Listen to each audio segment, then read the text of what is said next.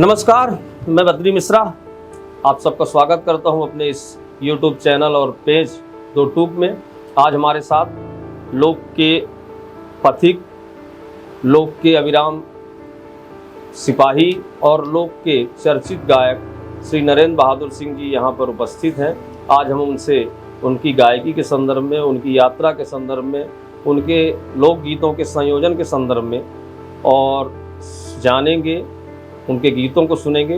तो आप सबके बीच में स्वागत करता हूं श्री नरेंद्र बहादुर सिंह जी का। बहुत बहुत धन्यवाद भैया। अपना के तमाम दर्शकों का, जितना पॉडकास्ट के दर्शक हैं, सबका बहुत बहुत शुभकामना, बहुत बहुत बधाई और सबका बहुत बहुत प्रणाम है। नरेंद्र, कुछ बात आगे करिए। इससे पहले सिर्फ यह पूछा कि यह पागलपन सवार कहाँ से था? नरेंद्र बहादुर सिंह एक रंगकर्मी, नरेंद्र बहादुर सिंह एक बेहतरीन गायक, नरेंद्र बहादुर सिंह के विवाह होते है बाद कालांतर में करुणा सिंह से। करुणा सिंह एक बहुत अच्छी न केवल रंगकर्मी बल्कि शायद मलयालम फिल्मों कामों कर चुकी है, असिस्टेंट अभिनेत्री, सह अभिनेत्री के तौर पर। यह जो झोरा लेहे, मोटरसाइकिल लेहे, यह पागलपन घुसा है या लोक का घोट के पी डारे की अथाह सागर की, यह एक शुरुआत कहाँ से होती? जीवन के यात्रा हम शुरू से जाना चाहते कि नरेंद्र बहादुर सिंह के अंदर यह थिएटर कहाँ से आवा, लोक कहाँ से आवा, गीत संगीत कहाँ से आवा, ये सब कहाँ से आवा? हालांकि अब देखा जाए तो लोक में बहुत बहुत कुछ बचा है।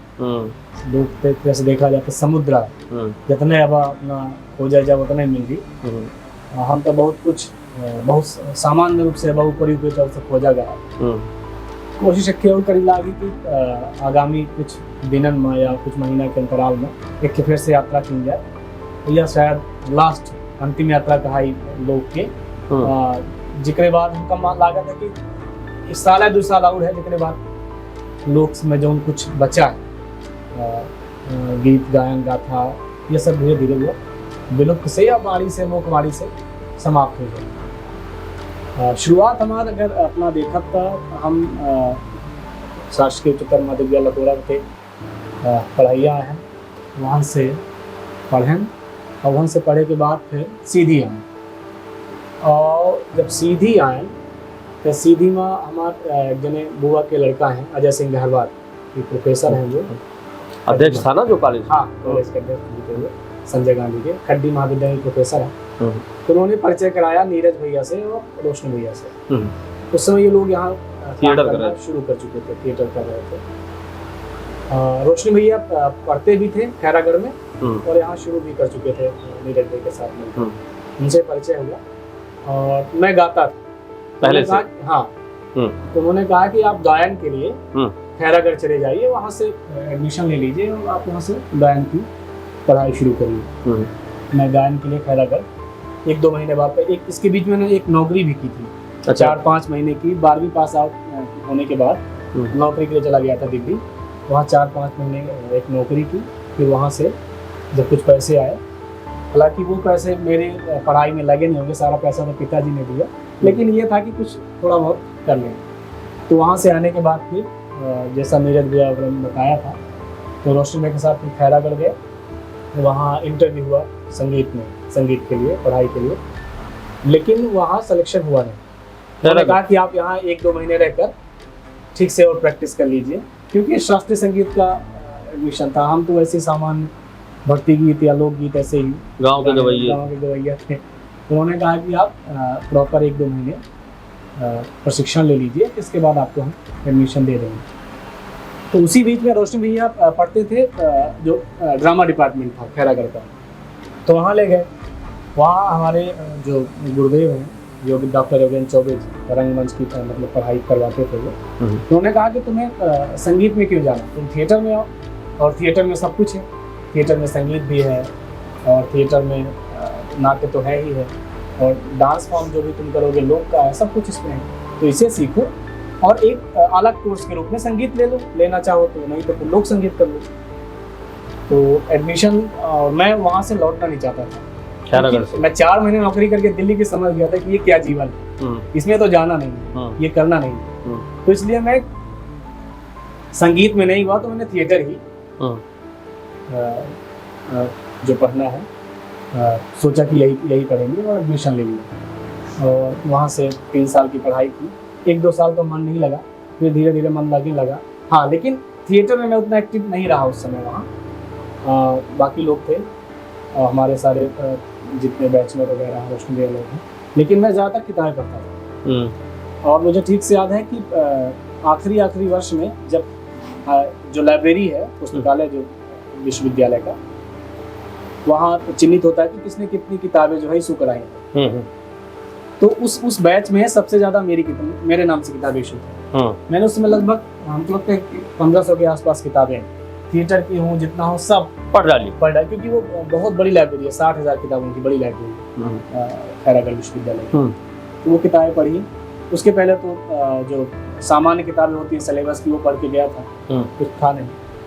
तो वहाँ सबको पढ़ा, थिएटर को खूब पढ़ा, अलग अलग किताबें पढ़ी, लोग को खूब पढ़ा। तब भी लोग से उतना मोह नहीं था कि जा करके थिएटर छोड़ के लोकगीत ही करना है, कलेक्शन करना है, या ऐसा कुछ नहीं था।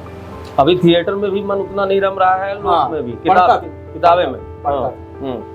ये था कि खैरागढ़ विश्वविद्यालय की जो लाइब्रेरी है उसने पढ़ना सिखाया। तो वहाँ कल्चर भी है पढ़ने का, इतना बड़ा विश्वविद्यालय है, दुनिया भर से लोग आते हैं। तो वहाँ पढ़ने के बाद वहाँ सब 3 साल बाद पास आउट हुआ।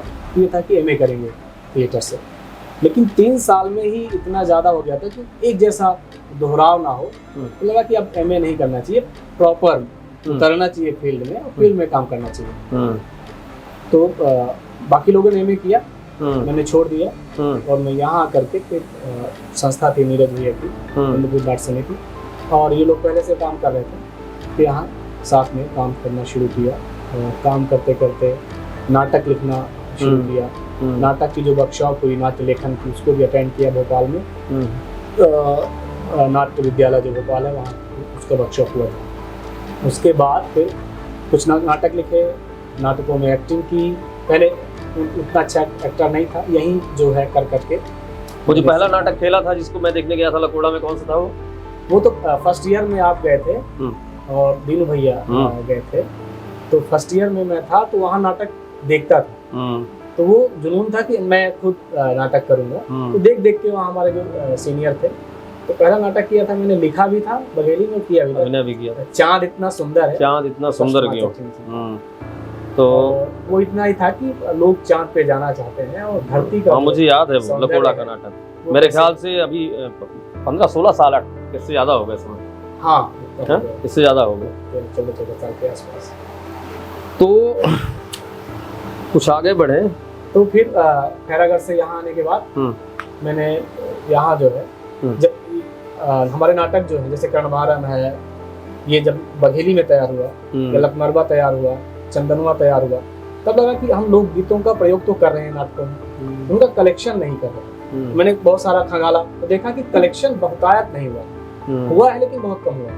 लोग मुँह जबानी गा रहे हैं, सुना रहे हैं। कुछ लोगों ने छुटपुट कलेक्शन कर लिए हैं, 200-400 गीतों का, 10-20 लोग मिलकर के, अलग अलग लोगों ने थोड़ा थोड़ा। और जब लोक में जाओ तो एक एक व्यक्ति को 400, 500 गाने याद हैं। तो इनका कलेक्शन कौन करेगा। तो एक तो ये मोह भी था, और दूसरा ये था कि जब भोपाल जाते थे तो वहाँ सुनने को मिलता था, लोग टोंट मारते थे कि बघेलखंड में तो सिर्फ पॉलिटिक्स होती है, वहाँ के लोग जो है पॉलिटिक्स करते हैं, बघेली लोक कलाएं, लोक संस्कृति का ऐसा कुछ है नहीं। और है भी, सच ये है कि जो जहाँ का संस्कृति विभाग है, जो संचालक डिपार्टमेंट है, वहाँ बघेलखंड को उतना इम्पोर्टेंट है नहीं, अभी भी नहीं। हमारे यहाँ कितने नेता मिनिस्टर हैं, पहले रहा होगा, क्योंकि यहाँ कहते हैं कि बड़की बाई जैसी लोग थी जो आडवाणी के साथ। बड़की बाई का याद आया मुझे, किसी थिएटर वालों ने ही, कि बड़े शख्सियत ने मुझे बताया था कि बड़की बाई का कुलदहका और तीजन बाई का पांडवानी एक साथ शुरू हुआ था, और दोनों में ही अपार संभावनाएं थी ऊपर तक जाने की। लेकिन वहाँ हबीब तनवीर और कुछ शख्सियत ऐसी हुई जिन्होंने उनको पद्म भूषण बना दिया, और कुलदहका जहाँ पे था वहीं पे रह गए। तो यहाँ काम हुआ, लेकिन देखिए है क्या कि मैं ये नहीं कहता कि राज्याश्रय वाला मामला हो, लेकिन जब लोकतंत्र है और सरकारें जो विभाग उसका काम करते, विभाग में तो ध्यान देना होगा, या विभाग में जो हमारे यहाँ के लोग हैं उन्हें ध्यान देना होगा, और हमारे यहाँ के जो जिनके मार्फत काम होना है, उनको तो इससे कोई मतलब है नहीं। ना किसी को नेता को बोलो तो या तो यही अर्जा हुआ है, कुछ बोल दो तो उनको बुरा लग जाता है। केवल वोट की राजनीति है, वोट कैसे मिले बस। ना में संस्कृति से मतलब है, ना लोग से, ना कला। और कुछ भी लिख देंगे या सदन में जाएंगे तो लेक्चर देंगे, भाषण देंगे, उनको बोलने का मौका आएगा तो बोलेंगे कि हमारे बघेलखंड में, हमारे सीधी में कुछ है ही नहीं, तुम्हारे लिए कुछ नहीं होगा, या तुम जिस पोस्ट पे हो, आप विधायक हैं, आप नहीं कर रही होंगी, लेकिन सीधी में बहुत कुछ है, बहुत लोगों ने किया है और बहुत बड़ा बड़ा काम किया। मैं लोक साहित्य की बात करूं, लिखित लोक साहित्य में, कविता में, तो सरस जी से बड़ा नाम कौन? आप यहाँ के लोग सदन में जाके बोल देते कि हमारा सीधी में कुछ है ही नहीं, बहुत पिछड़ा। और पिछड़ा किस मामले में है? तुम्हारे मामले में, जहाँ आपने काम नहीं किया। हर मामले में पिछड़ा नहीं है। संस्कृति के मामले में, साहित्य, लोक साहित्य के मामले में सीधी बहुत आगे है। रंगमंच के मामले में तो कभी अभी है ही, पूरे देश भर में, दुनिया भर में जाना जाता है। तो यहाँ के लोगों ने मेहनत की है, आप अपना थोड़ा सा सुधारिए और जहाँ जरूरत है इसको पहुँचाने की, वहाँ कोशिश करिए। चलो, ये कहना है कि लोग कोशिश नहीं कर रहे। चलिए, राजनीतिक ना होकर के अभी फिलहाल लोक में ही रहे आते हैं। पहला रंग संगीत कौन सा गाया, सुनाएंगे? वैसे रंग संगीत तो अलग अलग नाटकों में, कर्णभारम जो है, जो प्रॉपर बघेली तैयार हुआ, जिसमें यहाँ का जो रंग संगीत, हालांकि इसके पहले एक दो नाटक और हुए हैं, तैय्यम तैय्यम, उसमें मैं नहीं था, लेकिन कर्णभारम में था। और कर्णभारम में प्रॉपर बघेली का टच, बघेली के लोक का टच और बघेली की जो लोक कलाएं हैं उनका एक तरह से पूरा उसमें मतलब समापन हुआ, प्रादुर्भाव हुआ। और इस तरह से एक नया लोक, बघेली में इस तरह का कोई लोक नाट्य परंपरा ज्यादा है नहीं। अब देखा जाए तो रामलीला रासलीला होती थी इसके पहले, कुछ कई गाँव में, जैसे चुराट में, हमारे लकोड़ा गाँव में 150 वर्षों का इतिहास नाट्यों का, जो पुराने लोग करते रहे हैं। वो जो कालीन बुनने वाले लोग आते थे, तो उनमें से एक डायरेक्टर भी थे नाटक के।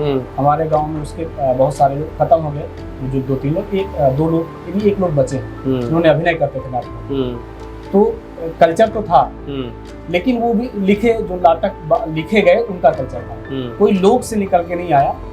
छाउर है जैसे लोग कहते हैं, तो एक तरह से गाथा है, लोक नाट्य परंपरा है नहीं। जिनवा दैया तो जानते हैं, जो शादी के बाद, शादी के समय जो बारात चली जाती है घर में जो करते हैं, वो भी एक लोक नाट्य का पूरा स्वरूप नहीं है। तो बघेली में जो एक तरह से लोक नाट्य शैली विकसित हुई, वो कर्णभारम महाकवि भास का संस्कृत नाटक है, जो बघेली में रूपांतरण हुआ, जिसको बघेली में किया गया। तो एक तरह से देखा जाए तो वो फिर पूर्ण रूपेण बघेली के लोक नाट्य का स्वरूप लेकर के निकला, जिसमें जिस तरह के हबीब साहब करते हैं या जिस तरह के अन्य लोक क्षेत्रों में, लोक भाषाओं में लोग कर रहे हैं, उस तरह का एक कल्चर डेवलपमेंट किया बघेली। चलिए सुनते हैं। कर्णभारम के बहुत सारे गाने हैं, एक गाना आपको सुनाते हैं। जब कर्ण को अर्जुन जो है मारते हैं, और उसके पहले जब मारते हैं तो कृष्ण इशारा करते हैं अर्जुन को कि वो रथ का पहिया उठा रहा है, यही मौका है कि आप उसे मार दीजिए। तो जब उसकी मृत्यु, उसको बाण लगता है, तो फिर कर्ण जो है एक तरह से उलाहना देता है, एक तरह से शिकायत करता है कृष्ण से, वो गीत। चलिए।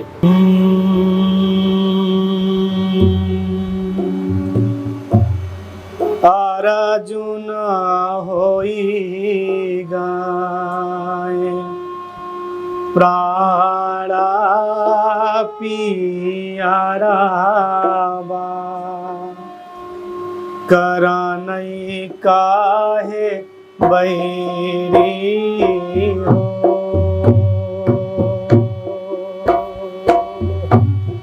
अर्जुन होई गाए प्राणा पियारा बा, करानई काहे बैरी हो।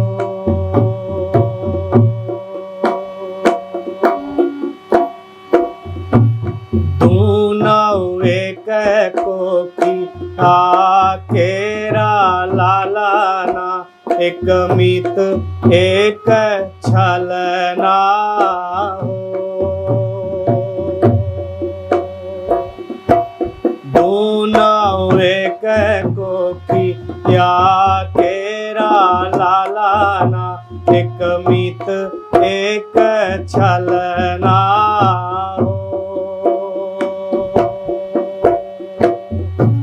माया मागई लाला, माया मागई लाला, चंद चंद्रा खिलाऊना मोती दाई दीन हो। ये एक तरह से है तो जो अपना विदाई गीत है अंजुरी, लेकिन जब नाटक में जिन गीतों का प्रयोग होता है उनकी धुनों के साथ थोड़ी छेड़छाड़ या उस स्थिति के हिसाब से उसमें बदलाव होता है। हालांकि ये गीत भी नाटक के लिए लिखा गया था। लोक के विमर्श जो है, यही अंतर है लोक के यथार्थ में और दूसरे साहित्य में। हाँ। दूसरा साहित्य जो है वह व्यक्ति की व्यक्तिगत सोच है और वह उसका व्यक्तिगत स्वनिर्माण है। सामाजिक साहित्य अगर है तो वो लोक है, जो मौखिक होकर के भी लोक की उनका पूरे लोक का समर्थन लेकर के गाया जाता है। अब यहाँ पर जब इनको भाव को समझ, जो गाने वाली औरतें होती हैं वो गाती हैं इसी तरह से, वो खुद नहीं जानती कि वो क्या गा रही है, लेकिन इनका विमर्श कितना गूढ़ है जहाँ तक कोई साहित्य या कोई विमर्श नहीं पहुँच पाता है। जैसे अभी आप गा रहे थे तो कर्ण अपनी माँ और कृष्ण से कहता है कि मैं और अर्जुन एक ही कोख से पैदा हुए, और अर्जुन क्यों तुमको इतना प्यारा हो गया और मैं इतना बैरी क्यों हो गया। तो यहाँ पर एक जो करुण विमर्श है कृष्ण का, और उस विमर्श को अगर उसकी माँ सुनती है तो उसकी हालत क्या होती है, या समाज सुनता है, तो इनमें बड़ी करुणा है और ये शायद बहुत अंतरात्मा तक के स्पर्श को करते हैं। बिल्कुल, बिल्कुल। और यही पागलपन शायद खींचा लोक की तरफ। हाँ बिल्कुल। एक कुछ ऐसे गीत हैं भैया जिनका कलेक्शन करते समय या लिखते समय कई बार हो जाता। जब हम कलेक्शन तो करते हैं, उनसे सुनते हैं, एक तो तब गला रूंध आता है, और जब टाइप करते हैं हम कंप्यूटर पे तो जब उनको एक बार फिर से पढ़ते हैं, उसके पीछे की कहानी देखते हैं, तब समझ में आया। जैसे एक मैं आपको गीत बताऊं, एक कजरी गीत है, हिंदुली है, श्रम गीत में है कि एक लड़की है और वो अपने माँ के लिए चिट्ठी लिखती है और कहती है कि मैं आज माँ को खत लिखूंगी और उनसे कुछ कुछ जो है जवाब मांगूंगी। लेकिन उसके पहले वो देखती है कि एक चील, हमारे यहाँ जो बघेली में कहा था, चील जब है उड़द जाल लाई, तो उसे संदेश कहा थी बाज से कि चिलिया रे बहनी तो सरग उड़नती, पर माई से कहे जा संदेश गो। मेरी माँ से जाके संदेश कहे कि बिटिया का शुद्धि काहे नहीं करे। सबके बिटिया सामान आबाद घरे पहुंच गई, कजरी खेल लाई, लेकिन हम बहना यूं है। ऐसा का बात हो गया कि महतारी हमका बुलाए नहीं। हमारे भाई हैं, भरा पूरा परिवार है, 6-7 भाई के बहनी हैं, पिताजी हैं, तू है, बहनी हैं, लेकिन हमका क्यों सुन नहीं करते। एक बार तक कम से कम हजारन गीत हैं, अलग अलग मतलब विधा जितनी है गायन के, सब मई मेरे के गीत हैं। लेकिन ये गीत में जब आगे अपना सुना तो वहाँ है कि अचानक से खत लिखत लिखत बिटिया चुप हो जाती और कहा कि अब संदेश न भेजवाओ। अब तय महतारी से हमारे जाए कितना पूछ ले है, चील से कहा थी कितना पूछ ले है कि का अबहिनो जब सामन होता है, जब वर्षा होती तो का के घरे माँ घरे से बाहर निकल के नहा था, पानी उड़ी के पानी में क्यों भींजा था। का वहीना हो भरथरी लोग गाना गावे आवा था। का वहीना हो जौन हमारे घरे समई काकू खरिका आषाढ़ के महीना में खरिका में गाय गोरू ले जा रहे हैं, तो गाँव का कोलिया वहीना देवा थी उनके जीविकोपार्जन का वहीना जब बसदेवा गंगान लोग बसदेवा गावे आवा था, भी हमने भोरे भोरे जगावे आवा था, तो कहा हमार महतारी डिवला धान जो उन्हें हाथे संजली ले जाके 4 बजे डालत थी उनके झोरी में। का वहीना जब भरथरी गोपी चंद का किस्सा सुनावा था, का पिताजी रोवे लागा था। अगर ऐसा न होत हुई तो हमका फिर न बुलाओ, अगर ऐसा न होती तो आए तो हम करवे का कर। कहियो आवा न हमरो मकान चिरई, तू तो घूमे हो सगरो जहान चिरई, हमरे गौवा के कई दे बखान चिरई, आसो कैसन है गोइडा के धान चिरई। हो जाए कजरी हिंदुली इतनी हो जाए, बिल्कुल जो जो जो पसंद हो। अपने बघेलखंड क्षेत्र में वर्षा ऋतु में 3-4 मेघ के गायन परंपरा है। तो अब अनूपपुर का अपना लाई गई, अनूपपुर शहडोल वाला इलाका और अमरकंटक तक अपना चले जी पूरा। तो कहती बारिश के मौसम में ददरा गावत, जैसे अपने यहाँ कजरी की परंपरा, हिंदी की परंपरा है, उन्हें अपना है हम ददरा गावत 4-4 लाइन के। अपना सिंगरौली वाले इलाका में सोनभद्र से थोड़ा पहले बघेलखंड वाला क्षेत्र जहाँ वहाँ जा तो हम अपना का छपैया गई, सुआ गई। और जब अपना या सिंगरौली के और ये वाला इलाके में अपना का क्या कहा था मझौली से अंदर वाले जा अपना कहती छपैया सुआ के साथ साथ खजुलैया गीत बहुत अच्छा गाता है। ये कजलिया पर्व जो मनावा जाता है ओके दिन जो गावा था सावन के। हाँ, और अपने वाले क्षेत्र में ज़्यादातर देखा जाए यहाँ से लेके पूरा यूपी बनारस पूरा जोन चले जी रीवा सतना ये वाला इलाका में यहाँ कजरी और हिंदुली गावे के परंपरा है। एक अपना का कजलियाँ गीत या खजुलैया गीत।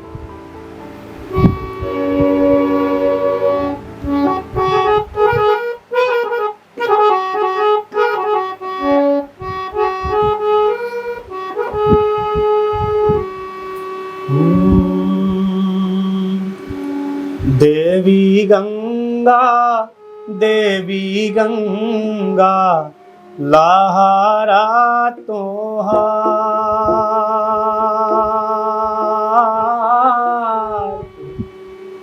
लहरा ला हरियारे मैया भिजैया ठोआ।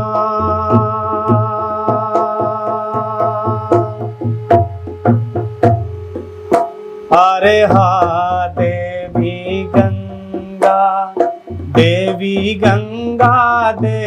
गंगा लहरा तोहार,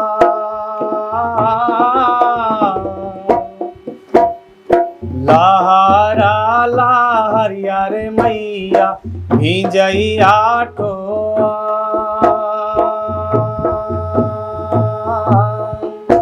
अरे हा देवी गंगा।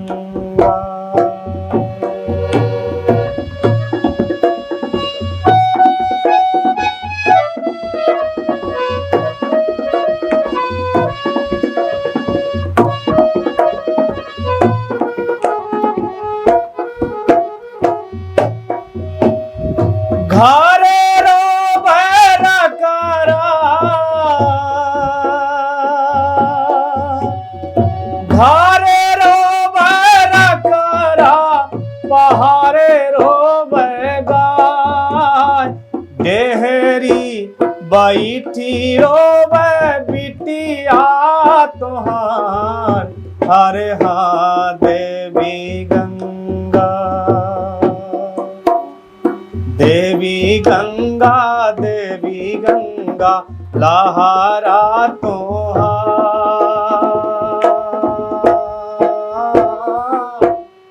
लहरा ला हरियारे मैया भिजैया ठोहार। अरे हा देवी गंगा। एक तरह से यह है कि जैसे घरे में गाय के बछड़ा रकरा रोवत है और गाय जब चले जाए तो पहाड़ में एक दूसरे का शुद्ध करत रहा था, वैसे महतारी से सदेश बिटिया कहा थी कि वैसे हमारा हालत जैसे कि पगलाए कब ये जुनून जो चढ़ा जो दिखता है नरेंद्र में, मतलब शरीर ठीक नहीं, तबीयत ठीक नहीं, सीधी से भी अब चुरा चले गए, लेकिन लोक नहीं छूटता। लोक माने ये कोई भी सुनेगा तो मन अगर मानव हृदय होगा, अगर इतना डूबेगा उसमें, इतना गहरे जाएगा, तो मुझे तो नहीं लगता उसका बाहर आना संभव है। हाँ भैया, देखा जाए तब जो अपना बताएंगे बात हुआ जो टोंट है जो व्यंग भोपाल में मारा गया, वहीं से मन मला कि नहीं करे चाहिए। भैया हम तीनों जने के बात किया, सामने की बात किया, नीरज भैया रहे, रोशनी भी हम पंचे रहे, तो ऐसा बात आई कि बघेलखंड में पॉलिटिक्स बहुत होती है।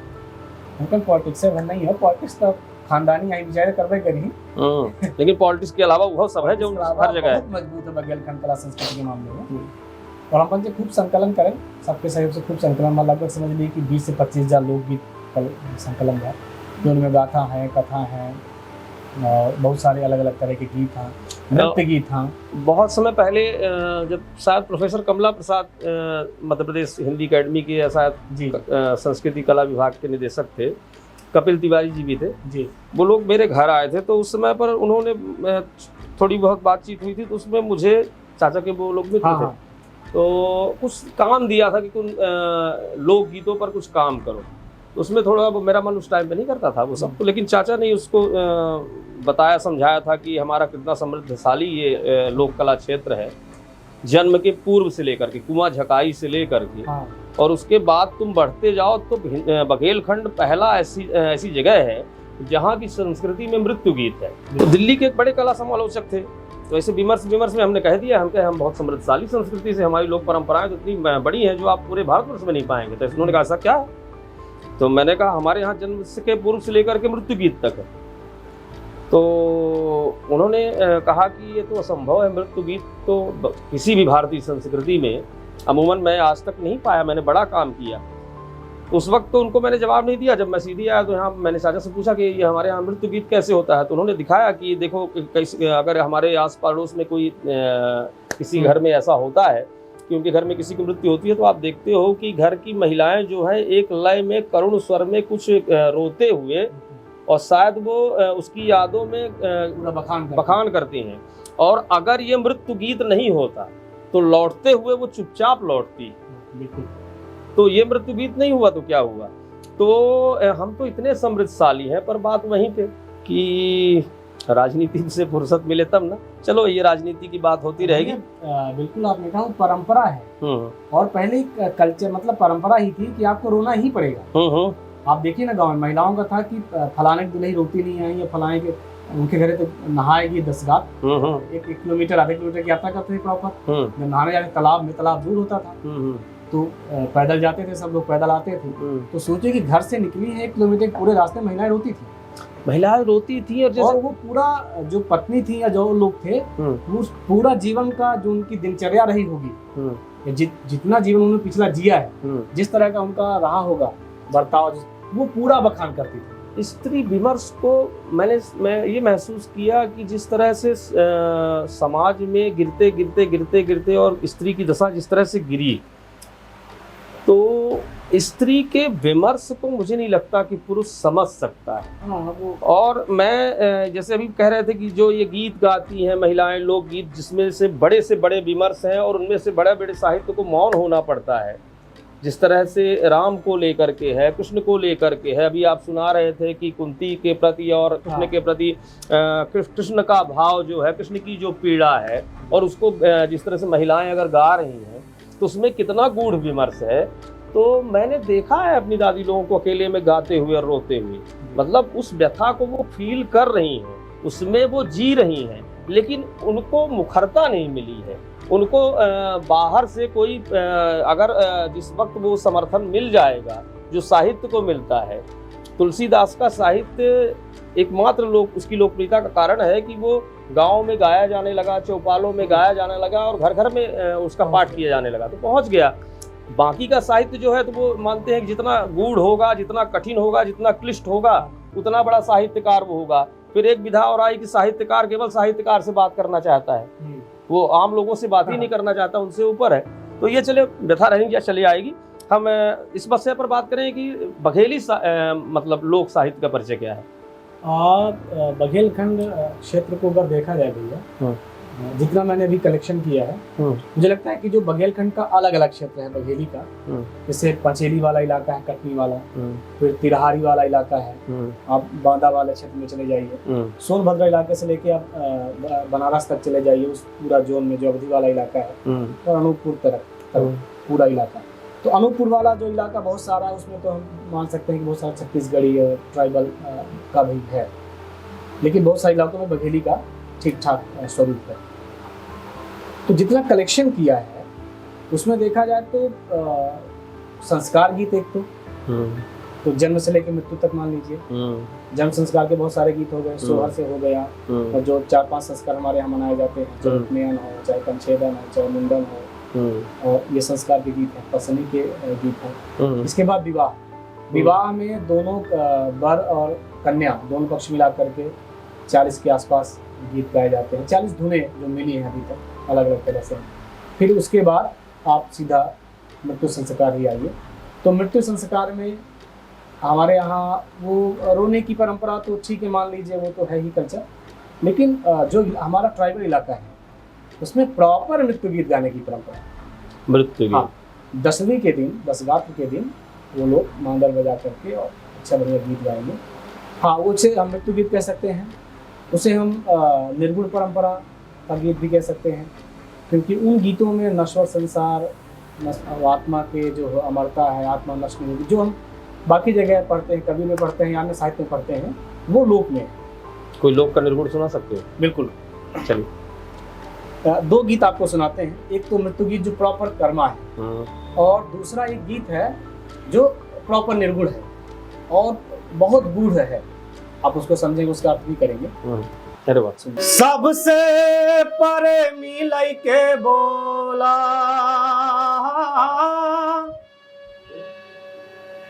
सबसे परे मिलई के बोला कि जियाना है थोड़ दिन के हो। सबसे परे मिलई के बोला कि जियाना है थोड़ दिन के हो। जियना है थोड़ा दीना, जियना है थोड़ा दीना, जियना है थोड़ा दीना, जियना है थोड़ा दीना। सबसे पारे मिलई के बोला कि जियाना है थोड़ा दीना के हो।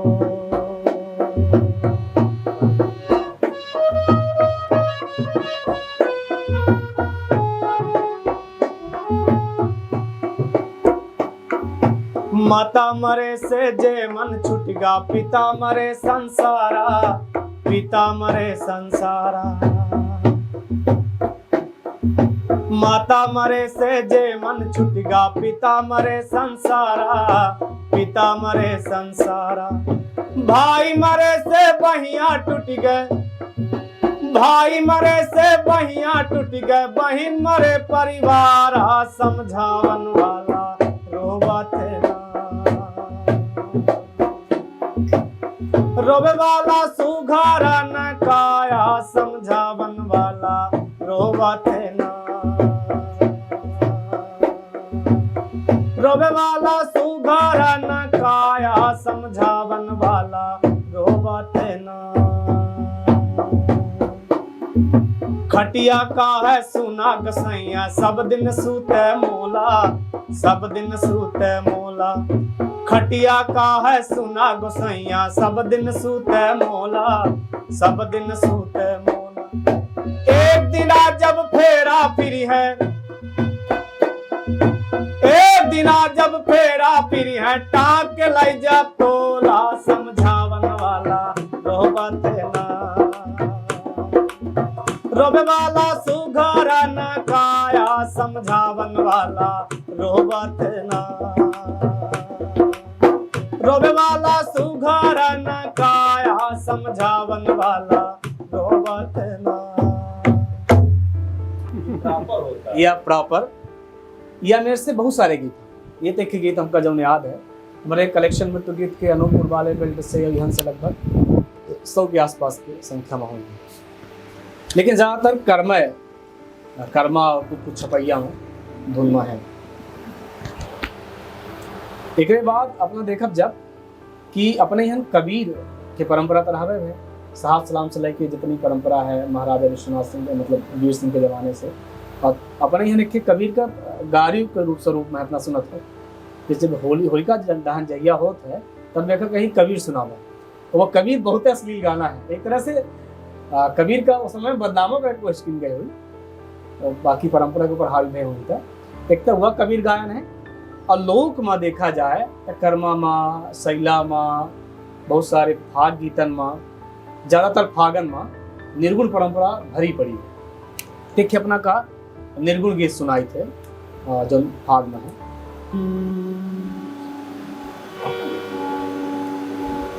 कि बिना पंख के सुअना हो उड़ गए हैं आकाश, और जहान ना पानी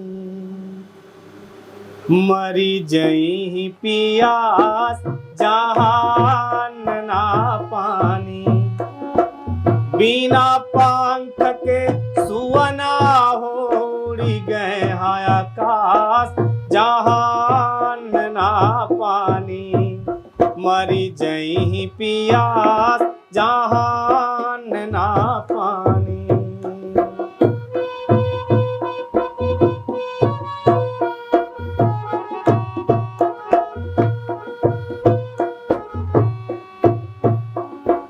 पाटी पर नौनिया हो निगही असपात बिच बिच बोब मोरैला कुहू कई आधी रात रामई के बगैचा एक अजगुत पेड़ जौने पेड़ ना पाती ना छर हरी डार उही बिरिछ परी हिंडोला झूलैयर राय डंडिया मारे कोयलिया झूलैलो ना नारी रामई के रमेरिया बिना पंख के सुअना उड़ी गए हाय आकाश जहान ना पानी मरी जई पियास जहान ना पानी।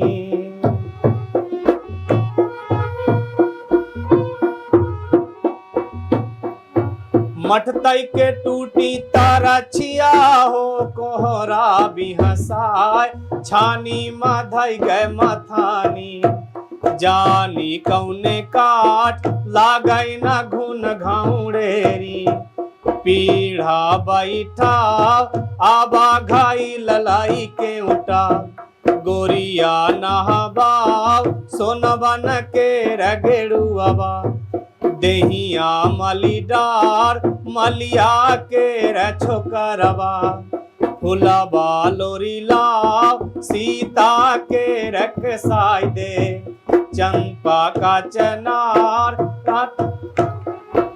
गाम काहिया तर फूले लबा से जिया पहुड़ा रामई के रमेहरिया बिना पंख के सुअना होड़ी गए आकाश जहान ना पानी मरी जई पियास जहान ना पानी मरी जई पियास जहान ना पानी। ये कहाँ का निर्गुण है? बघेलखंड। बघेलखंड का फगुआ आई है ना, देखा जो अपने यहाँ फाग गायन परंपरा है तो वह 22 अलग अलग तरह के फाग गाए जाते हैं। जैसे अपना देखा था बुंदेली है, बुंदेली से मतलब नहीं है, बुंदेली है, मतलब कि बुंदेली यहाँ ऐसा लिंगा है कि वो वाले का सतना वाले इलाका में जतवाड़ा वाले इलाका में ज़्यादा गावत है। ऐसे सेंटर वाले लोगों का बुंदेली इलाका के मान के कई मानी तो बुंदेली है, अपना के लेजम है और अपना के चौताल है, तिमताल है, उचटा है, डग्गा है, बैसवारा है, अपना के बेलवरिया है और बीरगढ़ी है और अपना के नारदी है। एमा अलग अलग तरह से फाग गान परंपरा है। तो सुधीर में बहुत सारी लगभग 22 के आसपास के धुन है। नीरज से हमारा बड़ी दीवानगी रही। नीरज पालदास सक्सेना नीरज बहुत पहले उनका हम पढ़ जा रहे थे, तो उनसे मिले के पागलपन आए। सीधी में बहुत लड़के ही मिले, लेकिन उनसे मिले फिर बाद में कानपुर गए, पूरी इंडस्ट्री छोड़ के नीरज कानपुर आ चुके ना। बहुत देर तक बैठे हैं। नीरज दूसरी चीज अलग बताई आपन हमका। पहली चीज तो नीरज अपने आप का कवि से ज़्यादा जोशी मानव है। सलगे देश भर के कुंडली देखा और यह बतावा हूँ कि ज्योतिष में हम बहुत पारंगत हैं। हम किसी यह कहीं तब अटल जी की डेथ नहीं भरी, तो कहीं अटल जी और हमार राशि एक ही। वो जितना राजनीति में नाम करी उतने हम साहित्य में नाम करें, और साल भर के अंदर दोनों जने मरा, और ये वास्तविकता है। दूसरी चीज़ नीरज जी, अब ये निर्गुण जो सुनन तो नीरज जी के बात याद आई। नीरज जी के सबसे शुरुआती गीत है कारवां गुजर गया गुबार देखते रहे। स्वप्न झरे फूल से मीत चुभे सूल से। नीरज जी से जब उनके या प्रेम गीतन पर हम शुरुआत करें कि नीरज कहें कि मैंने आज तक कभी कोई प्रेम गीत नहीं लिखा है, दुनिया उनको प्रेम गीत मान करके झूमती रही, मैंने निर्गुण लिखा है। तो अब जब बघेल खंड का निर्गुण इतना समृद्ध है कि जो मतलब फाग में गाया जा सके, जहाँ उत्तंग श्रृंगार होता है, तो नीरज जी से एक बात याद आई कि नीरज कहीं पर लिखते हैं कि तेरा बाजार तो महंगा बहुत है, लहू फिर क्यों यहाँ सस्ता बहुत है। तेरा बाजार तो महंगा बहुत है, लहू फिर क्यों यहाँ सस्ता बहुत है, न पीछे से कभी वो बार करता है, वो दुश्मन है मगर अच्छा बहुत है। कलम को फेंक माला हाथ में ले, कलम को फेंक माला हाथ में ले, धर्म के नाम पे धंधा बहुत है, अकेला भी है और मजबूर भी, वो हर एक इंसान जो सच्चा बहुत है, चलो फिर गांव का आंगन तलाशें, न शहर तहजीब का धंधा बहुत है। और उसी में हमने एक इंजीनियरिंग कर दी कि बहुत है गीतकार और यहाँ ए नरेन, तुम्हारी ही क्यों यहाँ चर्चा बहुत है। ये विवादों में कैसे घिर जाते हो भाई? भैया सब समय समय की बात ही है। नहीं, बात तो समय भर के ना हो, बात बहुत कुछ है। अब ये विषय पर तो हमारे ख्याल से तो बात करेंगे। हमारा बात है कि जिस व्यक्ति को जिस काम के लिए चुना गया है वो काम छोड़ के बाकी सब कर रहा है। मैं अब हमारे लिए जैसे बात करते हैं, बहुत सारे लोग कहते हैं कि कलाकार को निष्पक्ष होना चाहिए। एक दो मंच पर मैंने सुना, मैंने जो जिनका मंच था उनसे कहा भी कि मुझे मौका दीजिए तो मैं समझाऊं कि निष्पक्ष का मतलब क्या होता है। लेकिन वो क्या है कि जो आयोजन करते हैं बेचारे फंस जाएंगे, कुछ जो भी उनको अनुदान वगैरह देना होगा तो वो भी नहीं देंगे इस चक्कर में। अब ये विडंबना है। नहीं, कलाकार को निष्पक्ष होना चाहिए, ये तो चलो ठीक है, ये आपने अपने विषय में कह डाला। हमारे लिए नहीं है, हमारे लिए निष्पक्ष रंगकर्मी के लिए, मैं तो मानता हूँ किसी कलाकार के लिए नहीं, निष्पक्ष शब्द का कोई मतलब उस बात पे भी अगर आते हैं तो मुझे याद है कि ये मैं तो ये मानता हूँ कि कविता, गीत, गायन, लोक साहित्य, ये अगर मैं मानता हूँ कि गैलीलियो ने ये बात कि पृथ्वी गोल है कविता में कही होती तो उसको अपनी जान से हाथ नहीं ढोना पड़ता। हमारे देश में, भारतवर्ष में तो गाई हुई गाली तक का बुरा नहीं माना जाता, बल्कि उसके लिए माने लोग वो करते हैं कि भाई जो नहीं पाया वो अपने आप को छोटा मानता है। और भारत के लोकतंत्र में भी बाबा नागार्जुन जैसे लोगों ने मंच में खड़े होकर के इंदिरा जैसी शख्सियत के सामने पढ़ा, इंदू जी क्या हुआ आपको, बेटे की खातिर खा गई बाप को।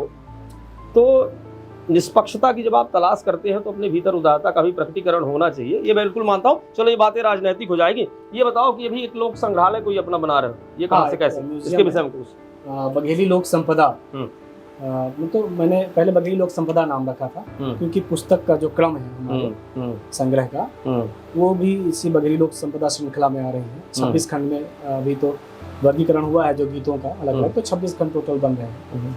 तो हमने रखा था, लेकिन संतोष द्विवेदी भैया जो करता धरता है इस सबके और कलेक्शन को कैसे उसे मतलब वर्गीकरण किया गया, कैसे किया जाएगा, कैसे उसको प्रकाशित करना है, वो पूरा उनके जिम्मे है।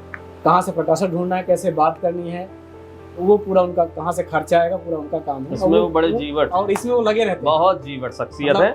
और मदद करने के लिए भी अगर उनके सामर्थ्य में है तो मैंने तो 2-4 बार ऐसा कुछ उनसे प्रयास जीवन में बहुत से मेरे यहाँ, जैसे आप हैं, गिरजा शंकर सर हैं, संतोष भैया हैं, बहुत सारे लोग जो कहते हैं कि करो बाकी मैं देख लूँगा। तो संतोष भी बहुत बड़ी शख्सियत है संतोष दादा। मैं तो चाचा कहता हूँ उनको, चाचा के मित्र हैं। लेकिन ये मतलब संग्रहालय का क्या स्वरूप है लोक संपदा का? तो पहले बघेली था कि बघेली की बघेलखंड क्षेत्र की चीजें इकट्ठा करूंगा, फिर वो कि विंध्य क्षेत्र का जो पूरा इलाका है, विंध्य मेकली, अनूपपुर उमरिया पूरा इलाका, वहां से पूरी चीज संग्रहित करके उसे प्रॉपर एक जगह मतलब प्रदर्शित करेंगे।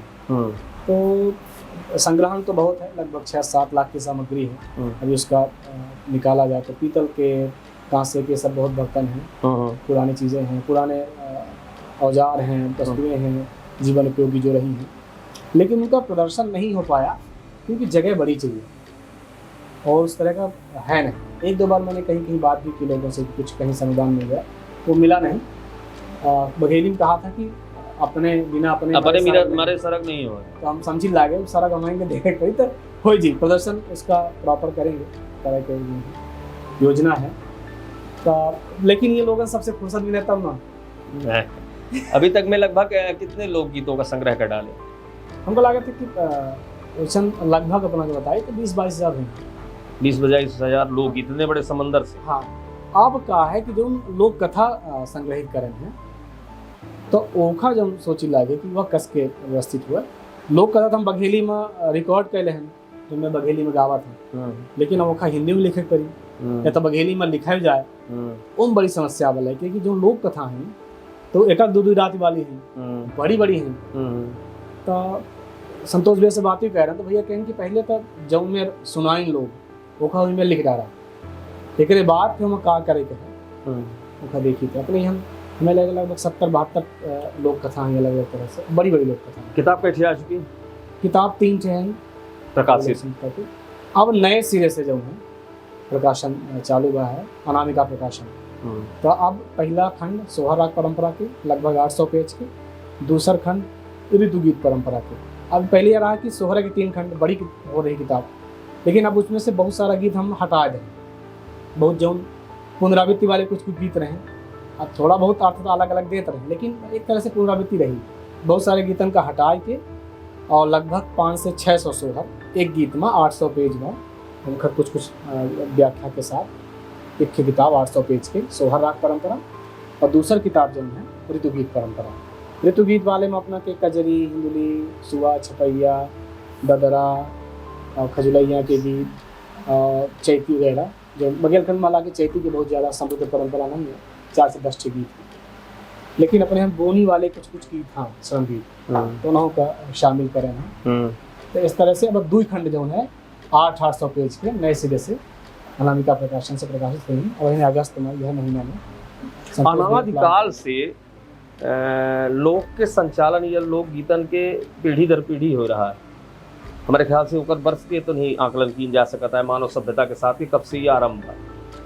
राम के समय पर मिला था, कृष्ण के समय पर मिला था, या शायद जब मनुष्य के अंदर चेतना आई तो लोक के आरंभ हो गया। क्योंकि लिखित साहित्य न हो, जब आदमी लिखा ही नहीं जान रहा तो बोलत रहा, तो मौखिक आज तक है। आपको क्या लगता है कितने दिनों तक ये में लगभग मौखिकता से भी समाप्त हो जाएंगे, केवल किताबों में मिल सकते हैं? अंतिम समय है ये मानते हैं? बहुत से पहले हो चुकी है, बहुत सारे गीत लगभग समाप्त हैं, बहुत सारे गीत अपना सुनने को नहीं मिली, बहुत सारे डांस फॉर्म 10 से 12 डांस तो बघेलखंड के खत्म हो चुके हैं। लगल बग्घा मान के चले खत्म हो गया। कोलम में क्यों डांस होता रहा, रेंजा खत्म हो गया।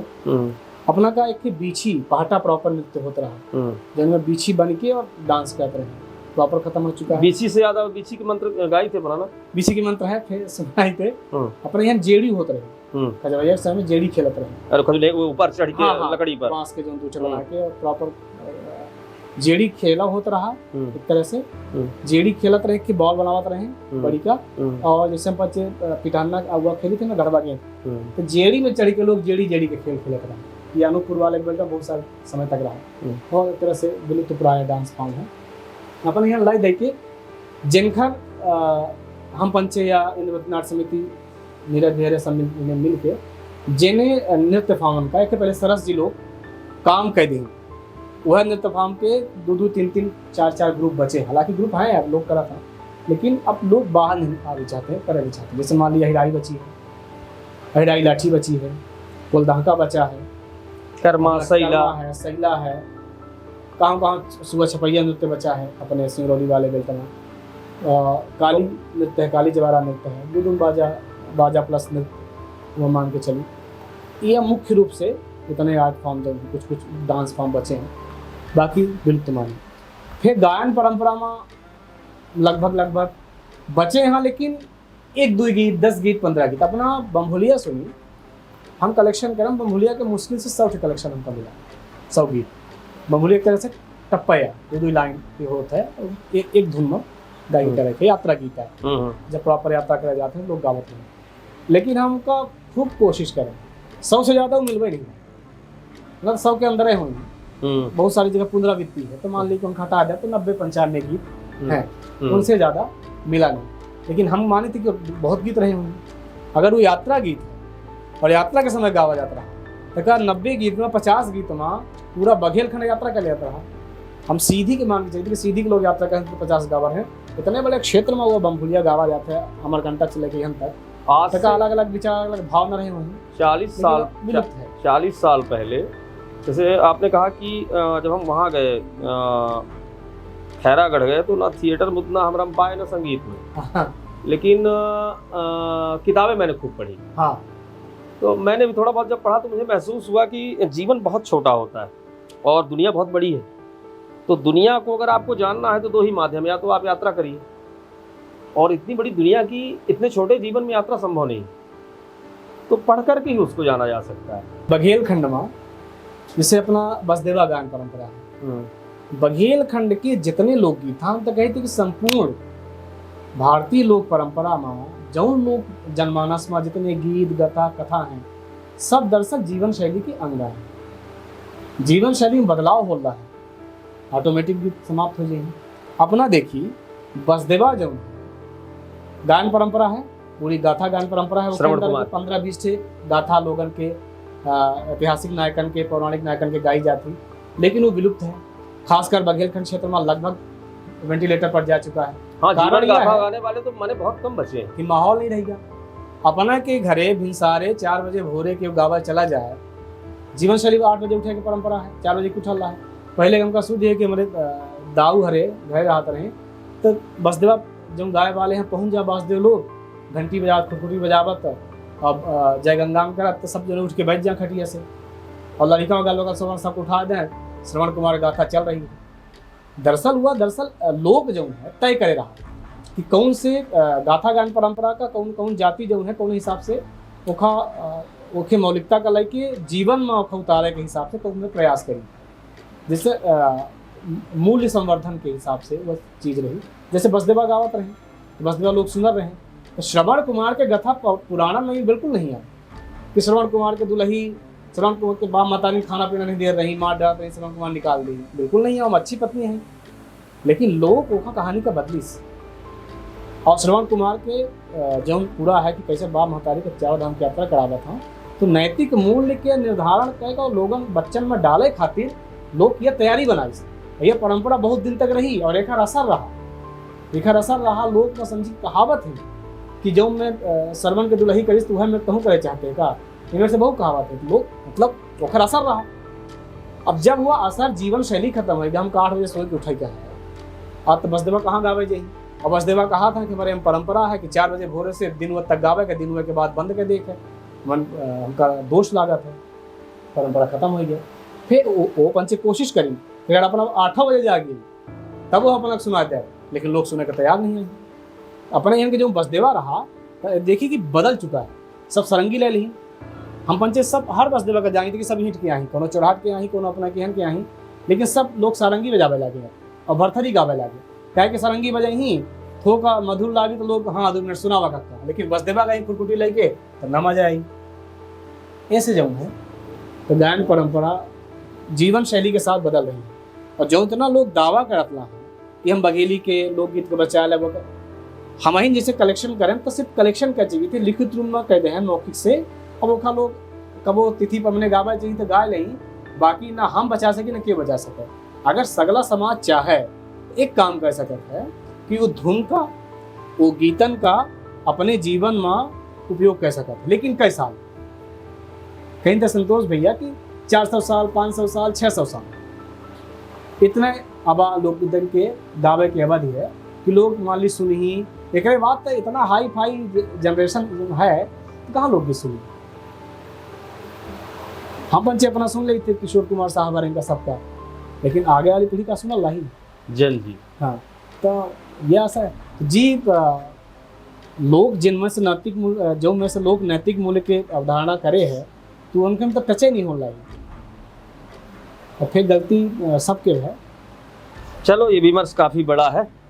अभी फिलहाल क्या सुना रहे हैं? बघेलखंड में संस्कार गीत के अलावा नृत्य गीत, बहुत सारे कथन के गीत हैं, गाथन के अंदर बहुत सारे गीत हैं, और बहुत सारे जातीय गीत, विवाह तो जातीय गीत में अपन देखा कि 50 में अलग अलग धुन है, कुल इतना कलेक्शन है हमारे पास, एक दिन धुन अलग अलग करत रहे। 420 प्रकार के बघेलखंड में गाथा, कथा, नृत्य, गीत, इन सब मिला के धुन है। और जो विवाह परंपरा है वहाँ लगभग 40-45 चर्चा रहते गीत है ये हैं। उनसे के गीत है गैलिहाई, जो यात्रा चला समय लोग गावा थे। गैलिहाई में एक धुन रहा थी, चौथी गैलिहाई एक धुन रहा थी, और वही गीत धुन के बार बार रिपीटेशन होता। अब बहुत सारे कहा है कि रिश्ते लोकगीतन में रिश्ता के नाम लेके वह गीत बहुत बार पुनरावृत्ति होती, लेकिन वो गीत के अपना से और संतोष द्विवेदी भैया से चर्चा करें कि गीत कुछ अच्छा बनावा जाए। और बहुत सारे अपना तो हुआ जो कहानी रखी रही के पर फिल्म बन सका थी नरगी बांध वाली, तो ओखर पूरी कहानी फिर अपन हम कुछ करेक्शन करें, अपना हिंदी में प्रॉपर ओखर लिखे रहें कि स्क्रिप्ट है, तो वह गीत एक बार हम अपना को सुनाई थे।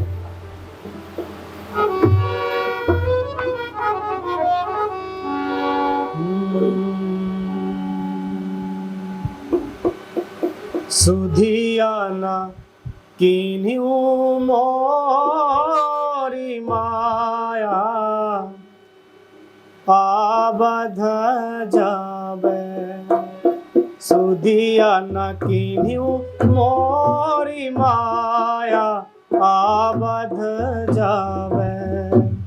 जब सुधि किन्हू माया तू वीरा नाम के, धेरिया दियु बिसराई, आबध जावे।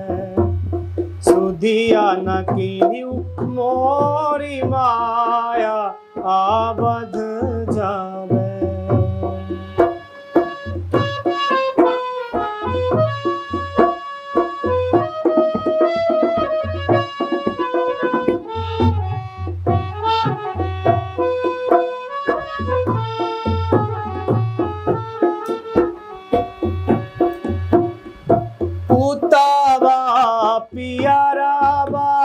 परान ठिकाना ही पुतबा पियरबा, परान ठिकाना ही धेरिया चिड़ैया गुण माना अभिमान, ही धेरिया चिड़ैया गुण माना अभिमान। पुतबा चढ़ाता देना, पुतबा चढ़ाता देना, कुल के अंजोरिया, घेरिया बुढ़त आंधिया।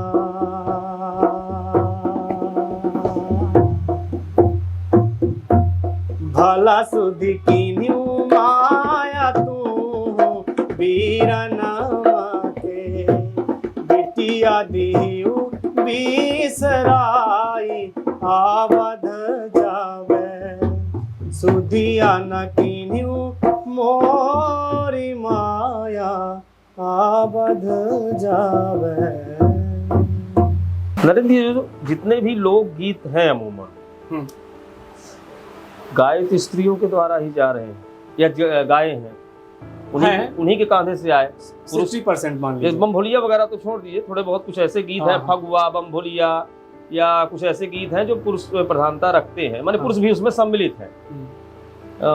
अमूमन फगुआ में तो पूर्ण आधिपत्य है पुरुष का, लेकिन बाकी जो गीत आप सोहर है, दादर है, कजरी है, हिंडली है, और बहुत सारे परंपरा के गीत हैं, तो इसमें ज़्यादातर स्त्रियों के माध्यम से ही वो पीढ़ी दर पीढ़ी आगे आए। और इसीलिए मुझे लगता है कि स्त्री पीड़ा का सर्वाधिक विमर्श इन गीतों में, जो करुणा इसमें है, जो लड़की है जो अपनी माँ से शिकायत कर रही है, और इतनी अंतर्निहित करुणाएं मिल जाती हैं कई कई जगहों पर, जहाँ पर साहित्य ही नहीं, मुझे लगता है शब्द मौन होते हैं। एक टप्पा सुनाते थे आप। हाँ बिल्कुल, टप्पा के देखा जाए तो अलग अलग धुन है। टप्पा के अर्थ अपना जानते हैं, जौन पानी के टपका है, टप से वह मेरे से सवाल जवाब के परंपरा हो, अपना कुछ कही हम तुरंत कहा ना कि टप से जवाब दे दी। प्रत्युत्तर की गाय। हाँ, और सवाल जवाब आशु कविता एक तरह से मान लीजिए। लेकिन जब संकलन करे खातिर अलग अलग क्षेत्रों में गए तो पता चला कि हम तो टप्पे भर जानी थे, टप्पे के अलग अलग धुन है और काफ़ी अंतर है। जैसे मान ली टप्पा हो गया, झुलैया हो गया। झुलैया जैसे मान ली कि गाय वो चरावेगी, तो गाय चरावत समय जो 2 लाइनर गई हैं, 2 लाइन के चरावल लाइन, तो हमारे उनके बीच में कन्वर्सेशन कस के हो, जंगल है, दूध रुखा दिन बुरा लाया, दोपहरी नाभी डरात रहे जंगल रहा पहाड़ रहा।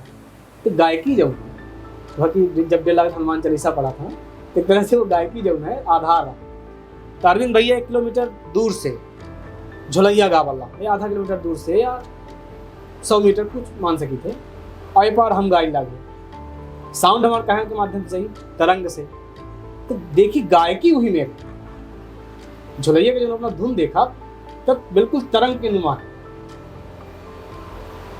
गाय चरावे बिकट बनवा जैसे बांसुरी बाजावा हो दोस्त,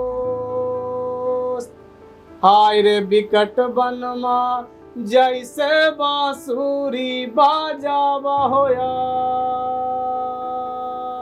वो कैसे गई कि चंपक चाउर चमेलिया के दार, काहे आशा तई झूरा नेरे दोस्त, हाय रे चमेलिया के दार, काहे आशा तई झूरा नेरे यार। इतनी हाई पिच में गायकी होत रही। 5 नंबर की लाकअप खैरियत है। और ये तो हम बहुत नीचे गाई लागे, ऊपर जब सुर लगावा था ऊपर के, और जो हवा चलत थी उनका तान पूरा होता। कर्मा गाय वाले के अपना जब ये सुना तो उनका जो मांदर के ए तरफ वाला जहाँ के टिमकी जो वाला स्वर होता है वो उनका तान पूरा है, वहीं पर उनका पूरा कर्मा हो। ये वाले में नहीं, जो थाप है टन से आवाज आई, टन का जो लास्ट श्रुति है वहीं पर उनका कर्मा, वहीं बीट मतलब वो स्वर पर शुरू हो।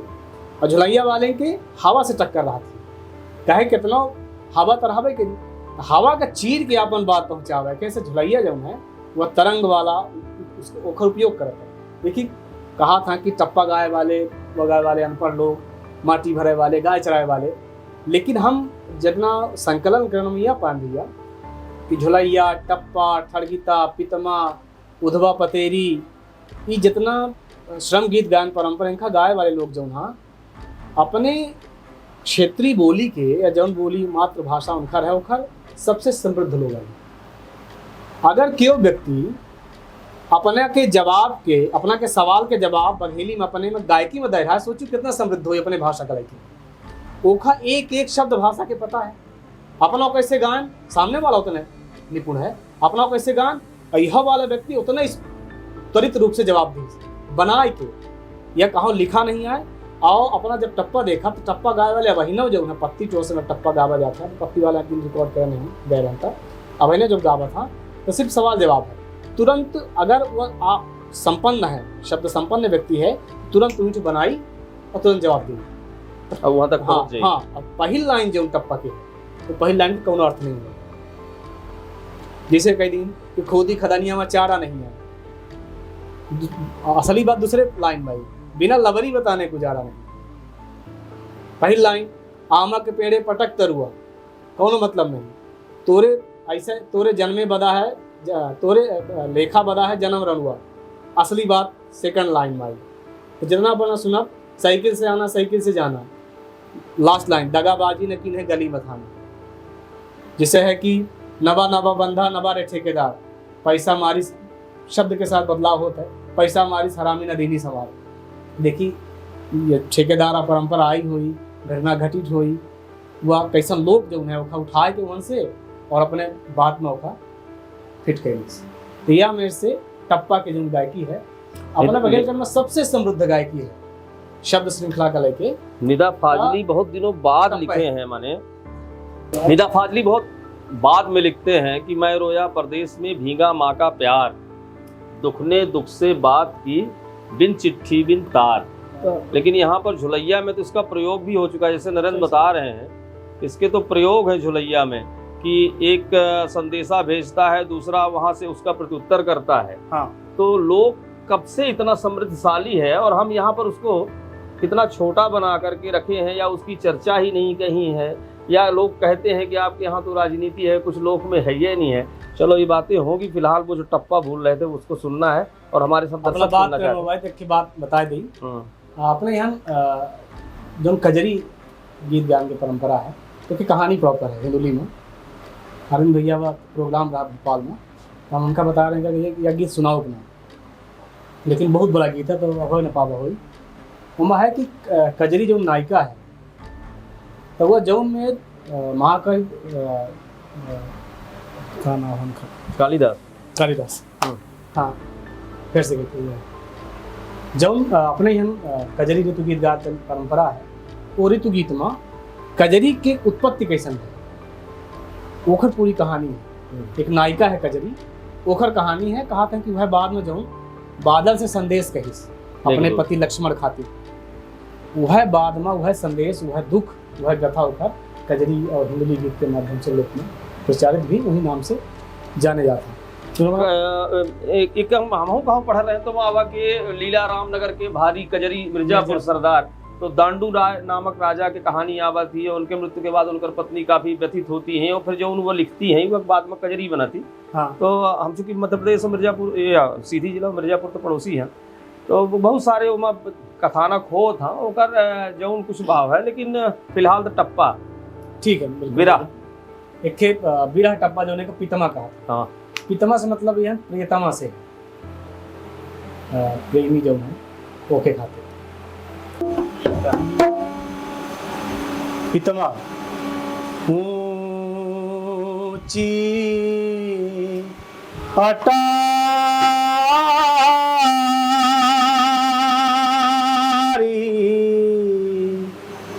बरई रे दियना,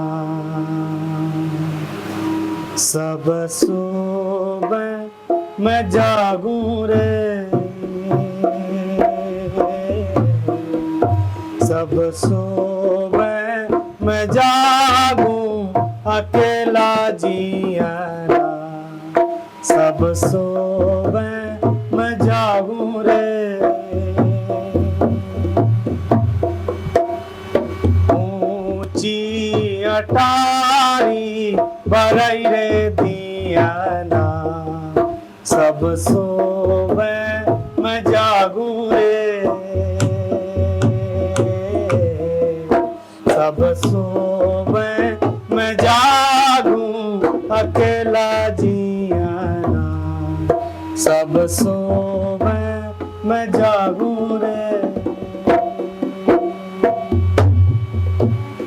नगरा अयोध्या घिरई रे बादारी, गढ़ लंका मरोबई रे, गढ़ लंका मरोबे सिया बापुरी, गढ़ लंका मरोबई रे।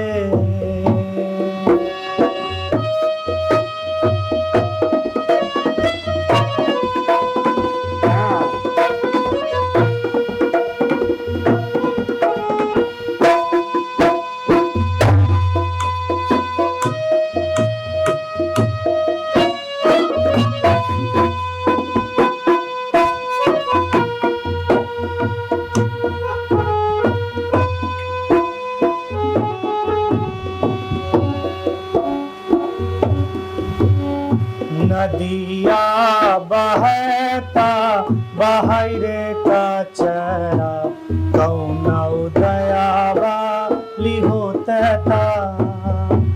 कौना उदया वाली होता ओढ़ौते आचरा, कौना उदया वाली होता।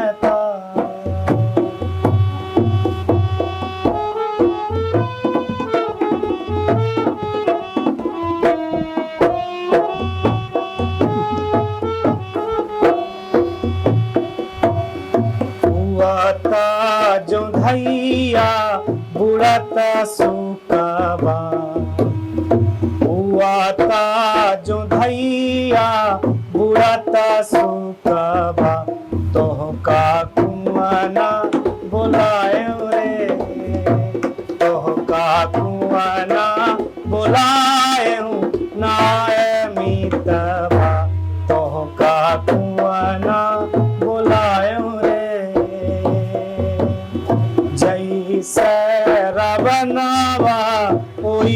सखी राम दोनों पीरा न जाने रे, दोनों पीरा न जाने, छिउला तरी घाम दोनों पीरा न जाने रे। आसु नहीं लीनी ननद नहीं, मैं व्यापारिन लैनी ना, काछी धेरियवा भाटावे, राजा दुआरे उतारे ना।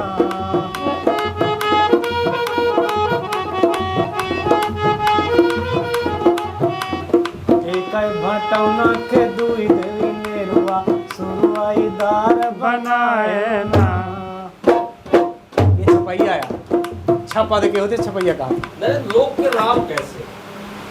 हाँ, बघेलखंड क्षेत्र में देखा जाए भैया ता यहाँ के लोकगीतन में, यहाँ के बहुत सारी गाथा गायन परंपरा में और बहुत सारी किंवदंती में जो मिथक, एक तो मिथ की परंपरा सब मान ली, महाभारत रामायण बहुत लोग, अरे तुलसीदास की रामायण ही कई भाग में है। लेकिन जो लोक के मिथक है वो प्रॉपर लोक की यात्रा में है, तो ओखा इतना जल्दी हम पंचे नकार नहीं सके, काहे कि वो लोक जीवन है, लोक शैली जो है ओखे मतलब उमर अच्छा बसा है, वो जीवन शैली से निकला है, तो एक तरह वो एक व्यक्ति से नहीं आया, वो समाज से है। वो कहानी जब वो या तो पुराण से आई हुई या तो लोक में रही हो, पुराण वाले करीन हो, तो वो एक प्रॉपर हजारों साल की यात्रा में है, तो वो के साथ लोक के जीवन दर्शन जुड़ा है। तो लोक में जो राम पर वार्ता है, राम पर जो गीत है बिल्कुल अलग तरह से हैं और बड़ी शानदार शानदार व्याख्या है। अपना समझी, अपना अब आप बातें करते रहें कि मेहरियन के जो गीत गौती हैं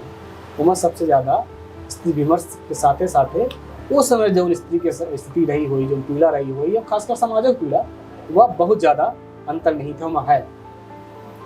अपना एक गीत देखी संतोष भैया के ओखा, वो गीत का वैज्ञानिक टेम्परामेंट खातिर बहुत अच्छे से कोट करा था। सोहर गीत में कम से कम जो कलेक्शन करें हम शायद 1012 सोहर गीत हैं, उनसे 120-30 गीत राम के जीवन पर है। तो एक दूसरे गीत के छोटे उदाहरण अपना के बताए थे, लोक के राम कैसे समझ में। एक गीत है सोहर की लीपिन पोती ढेरिया, भौजी उठ पोते और नदी ऊंची फूके हुई, कि घर द्वार अच्छे से पोता है, फेरो जो भौजी हैं उनसे बार बार वो घर का पोतावा डाल रहा है। ये स्थिति है, नहीं पता सास पतो के सास ना भी पतो ना कि अब बार बार लोग करावत रहे काम, नहीं तब तक अपना हमका देखा ही नहीं, तो ननद बार बार थूक देती। ता भौजी जब कहती कि ऐसा काहे करती है, हम बार बार बेर बेर पोती थे और तो थूक देती है, पुण्य धंधा हो जाता है, कहीं लगे दिन भर से पोताड़ी ले बागी लगे। तो ननद कहा थे कि हम तब तक थूकब जब तक तो हमका ही न बताओगे कि रावण कौन देगा। जौन रबड़वा तो का हरीश, हाँ, बताओ कौन रंग सुंदर, हाँ, कौन रंग सुंदर हो जाए। ये गीत क्या हो जाए फिर वो बतावा। तो कहते हैं कि रावण ओवर का देखे नहीं रहे हम, ओखा कबो देखबे नहीं, हमका हार के लगे रहन ओखे हन जब साल 2 साल 4 साल जो, लेकिन हम कबो दिखे नहीं, तब कैसे चित्र बना दी, कहीं ऐसा हो ही नहीं सके। इतना प्रभावशाली, इतना प्रतापी, इतना बलशाली, इतना सुंदर व्यक्ति रावण के नो डाउट पुराना वर्णन का था कि बहुत व्यक्तित्व शानदार रहा। वो अलग बात है कि सेकंड पैरा कैसन रहा, तो इतना ओखा दिखे नहीं, वो तो कौनो स्त्री देखे चाहिए ओखा, सीधा गादी नहीं हम नहीं दिखे। बार बार जब ये करती हैं तब वो कहती है ठीक है, गंग बुड़ी का लाल मिट्टी ले आवा, हम रावण के चित्र उड़े ही थे। तो वो चित्र बनाओ उड़े हम बड़ा अंतर है, बघेली में जो रेहर शब्द है बिल्कुल अलग है बनावे से। तो ओखा मट्टी से जो प्रॉपर मिट्टी हो तो चित्र बनावे के मिट्टी भित्ति चित्र जो बनावा था, तो उससे ओखर रावण की चित्र बनाती है। अब यही ढंग से दूठ कहानी हो जाती है।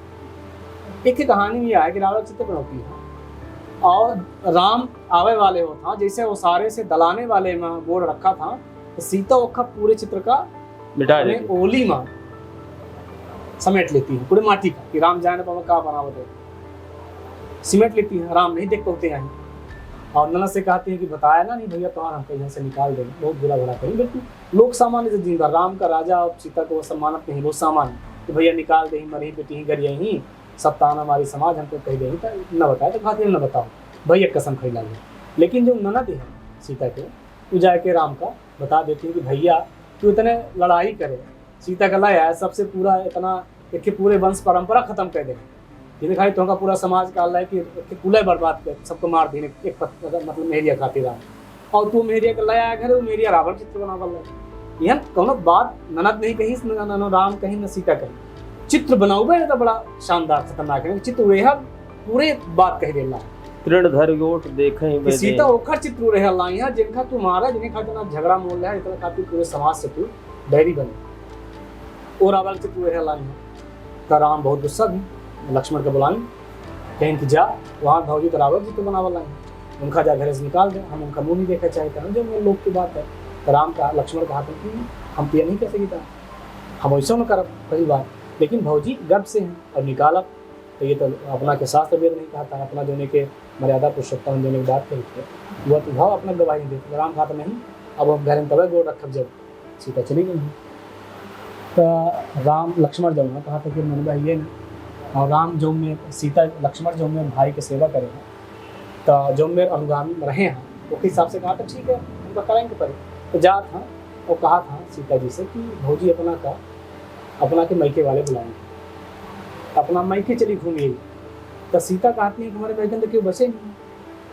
सीता नो डाउट समझ जाती है बात का, लेकिन लक्ष्मण से कहती है कि हमारे मैके तो क्यों बचे नहीं है, हम कहे कि जाओ, लेकिन अपना कहते चली घूम रही थी मन दूसर हो जी। सीता बात का समझ गई, लक्ष्मण का कुछ नहीं कहा चाहती है, अपने पति कुछ नहीं कहा चाहती है, कहती चल। सीता ये बात का समझ गई, ऐसे प्रतीत हो जाता है कि सीता जब घर से निकलती हैं तो अपने ओली के जो आचार्य माँ सरसों 4-5 मुट्ठी बांध लेती है और रथ पर लक्ष्मण के साथ पीछे बैठ जाती है। लक्ष्मण रथ हाकल रहा फिर का भाव सरसों बांधे, सरसों बांध ली और रथ के लक्ष्मण कहीं आगे बैठे अपना, यहाँ बैठे हैं बगल में जो जगह, लेकिन जी पीछे रथ के जो पिछला वाला भाग होता है जो नीचे, सीता वहां बैठती हैं बोर्ड झुलाए और आंचर खोलती हैं। अयोध्या निकले के बाद वो सरसों के दाना छीटक जाती हैं कहाँ तक, जहाँ तक वाल्मीकि जी के आश्रम। और प्रकृति से कहती हैं कि जब हमारा लक्ष्मण लौटे, अगर हमारे सतीत्व में दम हुई तो सरसों बिना पानी वक्त जाम आवे चाहिए, हमारा लक्ष्मण देवर भूखा न रहे। देखिए स्त्री के ओखा निकाला ला, हम लोग नहीं कह कि सीता जी के साथ ऐसा हो, ओखा निकाला ला का सब पता है, लेकिन कहा कि हमारा देवर भूखा न रहे। ये ननद भाई आज उन पछड़ा के जोश पानी पी के गर्भवती हो जाती है, लोक में यह है। हाँ, कहते कि हमारा जो है देवर भूखा न रहे। और लक्ष्मण उनका छोड़ आवा था जो मेरी कहानी है, सीता बहुत रोती है, फिर कहती है कि हमारे पेट में बच्चा है, कि हमारे से साथ दी, कि हमारा बच्चा पैदा करवाई, कि नारा काटी, कि हमारे बाल धोई, जो भी परंपरा होती छोटी छोटी करके, तो बंदेवी होती है। और जो लोकगीत में वो हिरनी है, जो हिरण के पेट चुलिया, वह हिरनी की यात्रा बघेलखंड के गीतन सोहर गीत में हिरनी की यात्रा है। बाकी अपना देखा हिरनी एक गीत के बाद नहीं है, लेकिन बघेलखंड में हिरनी 3 बेर, वह हिरनी वहाँ सीता का मिला थी।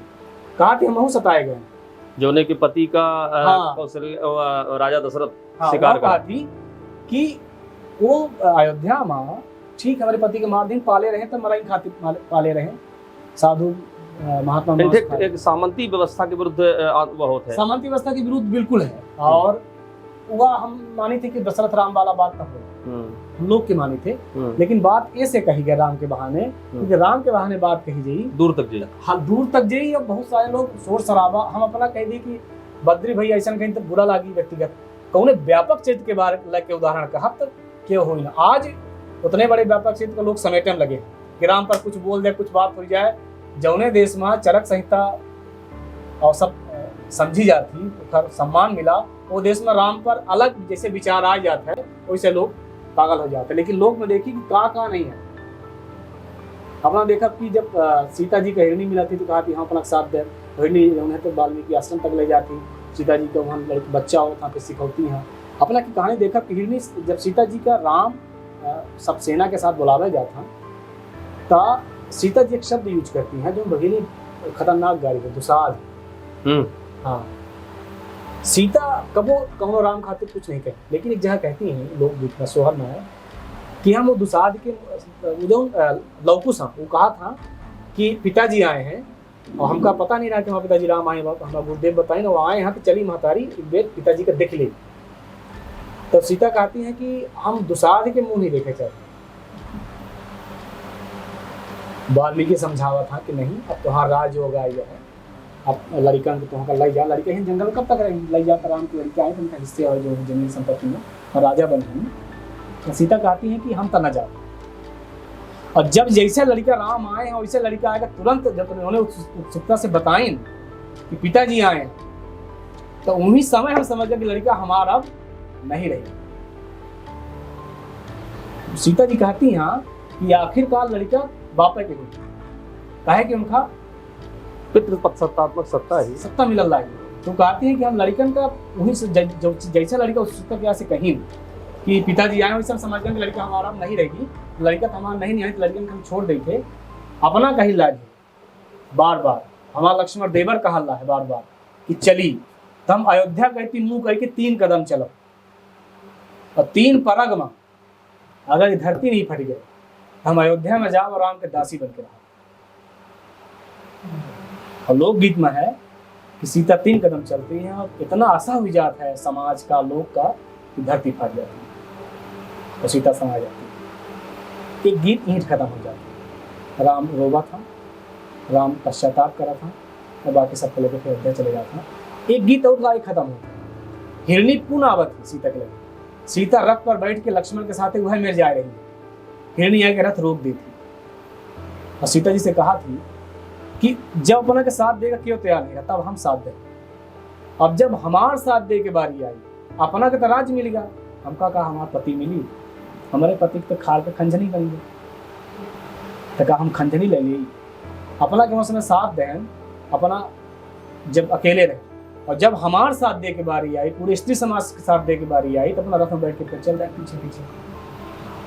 सीता का बहुत मतलब ग्लानि होती है। गीत में है कि सीता फिर एक ऊंचे पर्वत पर जाती है, उस पीर के आत्महत्या करती। तो चाहे सीता धरती में समा, चाहे आत्महत्या करे, हाँ, चाहे सीता की व्यथा हो, चाहे सीता प्रतीक हो, लेकिन है तो ये लोक के विमर्श। हाँ, और यह जब तक समाज ये लोक के विमर्श का न समझी, हम जो लोग बहुत सारे लोग जब गीत फेसबुक में डाला शुरू करें तो कहीं कि ये गीत बाद के लोग हम कही थे कि लोग हमेशा परिवर्तनशील है। हम नहीं कही, हम तो 100% मानते हैं कि राम कथा होगा नहीं करे, राम कथा तो जब वाल्मीकि जी लिखे हुआ है। लोक में अगर कोनो चीज मतलब उतरी है, लोक में होकर व्याख्या हो रही है, तो राम के बहाने लोक के दर्द कहा जाता है। राम के बहाने लोक के दर्द है वो, जरूरी नहीं कि सीता वो है सीता। बिल्कुल बिल्कुल, तो लोक में है ना वो परंपरा, दर्द है ना, सुने से अपना इनकार कैसे कैसे। तब तो फिर लोक आए ना लोकतंत्र आए। फिर जो किताब जो लिखी लागे वहाँ लगभग 400-500 गीत संकलित हैं लोक के राम। तो कि लोक राम का ऐसा नहीं है कि लोक राम का सिर्फ ये रूप में देखिए से अपना के गीत सुनब जो है इतना प्यारा गीत है कि जब 14 वर्ष के वनवास मांग दी तो दशरथ जी रोमन पीटन मच गए, दशरथ जी रोवे लागे, लेकिन राम नहीं रोवा था।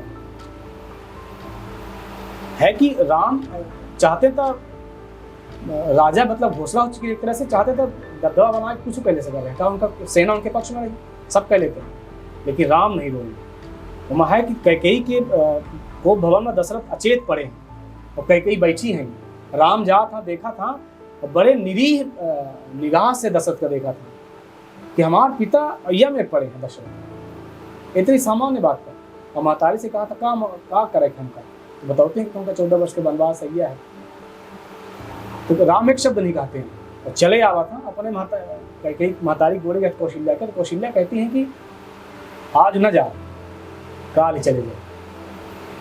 तो कौशल्या का राम सुनावा था कि इतना दिन कोख में रहन, इतना दिन हमका पैदा होगा, 10-15-20 साल के होगा, तब तक अपना के ममता इतनी नहीं जागी रही, कैकेयी के ममता माता के मेरे साथ ममता रही।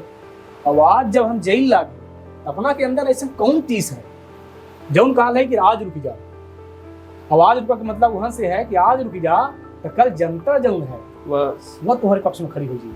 लेकिन लोकगीत इतना पॉलिटिकल सोचा वैसा नहीं है कि सामान्य है। तो कौशल्या कहती है कि आज रुक जा, तो कहा था आज है अपना गीत सुनाई थे, गीत ज्यादा समझ में आई। कोहराही गाथा गायन परंपरा में है ये गीत।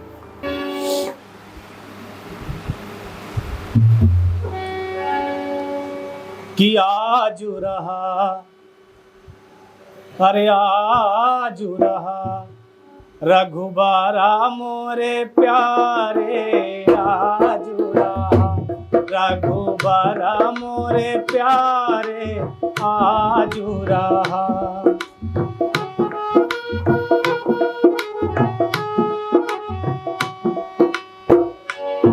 आज के रैन अयोध्या बसिजा, उचिजा बहुत सकारे, के आज के रैन अयोध्या बसिजा, उचिजा बहुत सकारे, और मैं कैसे रही हूँ मात कुशलिया, और दशरथ के कैसे बचन नहारे, आजू रहा रघुबरा मोरे प्यारे, आजू रहा रघुबरा मोरे प्यारे, रघुबरा मोरे प्यारे, आजू रहा रघुबरा मोरे प्यारे, आजू रहा।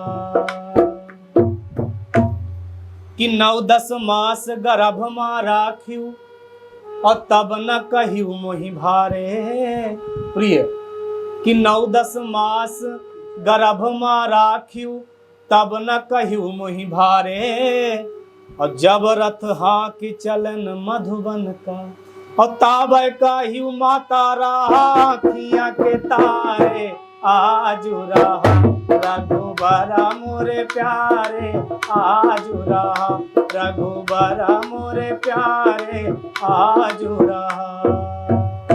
और दशरथ खातिर जो शब्द प्रयोग करा था बहुत शानदार है कि ताल बधाइन, कि ताल खनाइन, पुल बंधवाइन, और आप रहे रखबारे, कि समाज सेवा बहुत करें, बहुत काम करें।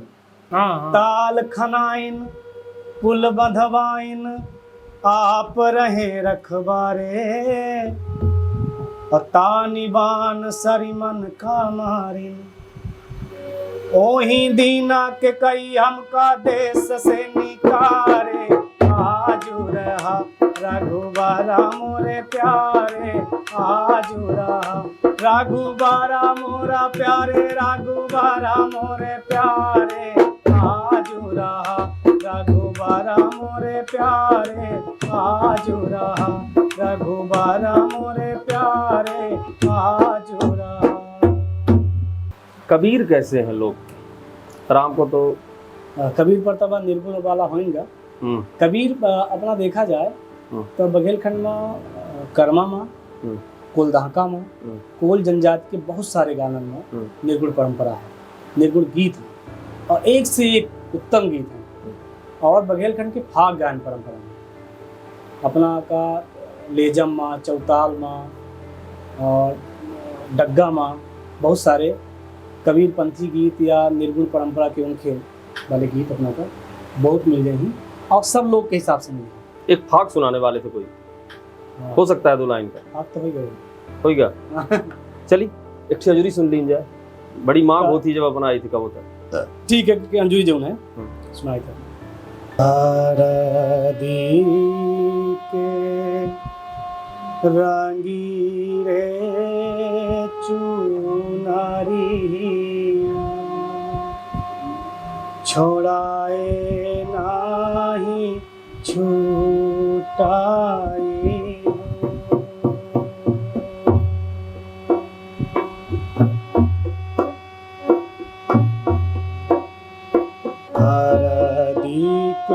रंगी रे पियारिया, छोड़ाए नाही छूटाए,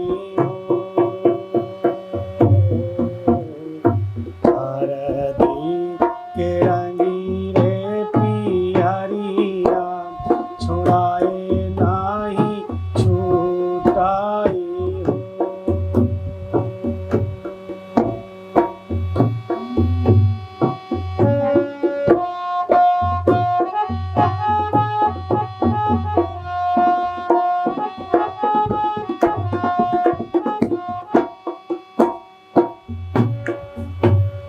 सासु मोरा के तनौ दुलारा पे, माया ना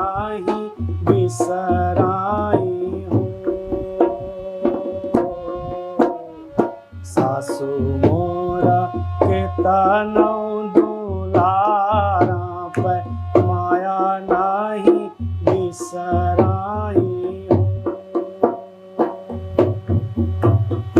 हरदी के रंगी रे पियरिया छड़ाए नाही छूटाई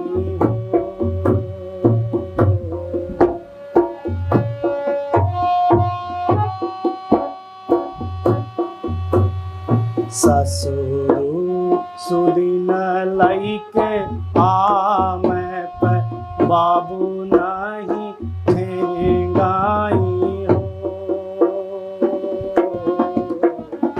ससुरु सुदिन लैके आमे पे बाबू नहीं ठेंगाई हो धेरिया तहाईगा भुआरा कुछौ नहीं जानाई हो। आप थे नरेंद्र बहादुर सिंह। नरेंद्र लोक की तरह ही लोक का एक समुद्र है और नरेंद्र को सुनने के लिए मुझे नहीं लगता कि इस समय की बाध्यता लेकर के नरेंद्र को सुना जा सकता है या विमर्श किया जा सकता है। फिर से अगर आप चाहेंगे तो हम उनसे फिर से बात करेंगे। अभी फिलहाल समय की बाध्यता है। अभी जब मैं नरेंद्र सिंह का पॉडकास्ट करने के लिए आमंत्रित किया तो कुछ लोगों ने पूछा, कुछ लोगों ने ये कहा कि नरेंद्र भैया को बुलाइए, कुछ लोगों ने ये भी कहा कि नरेंद्र सिंह को क्यों बुला रहे हैं।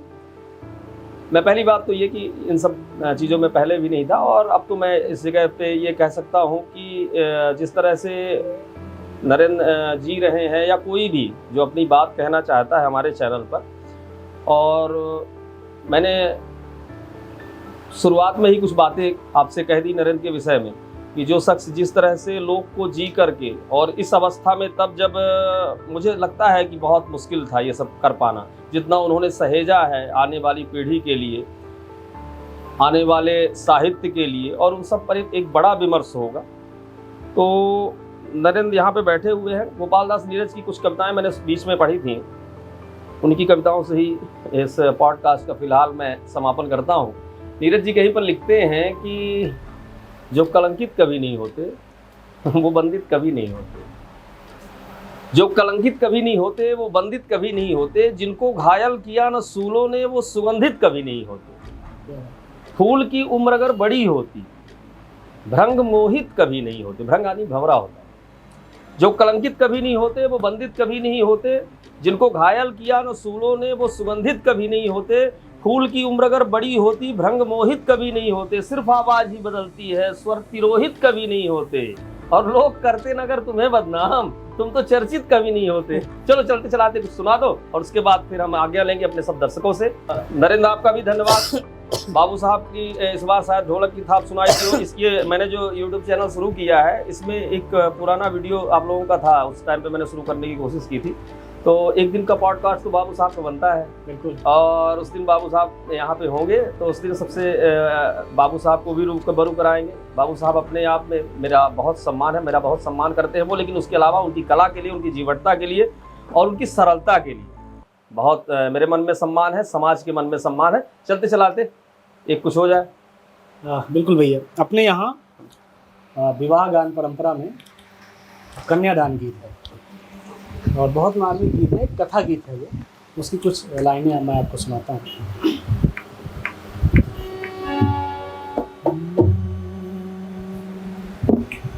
कि धिया लाई उड़ाबाई, धिया लाई बुड़ाबाई, धिया लाई चढ़ावे पहाड़,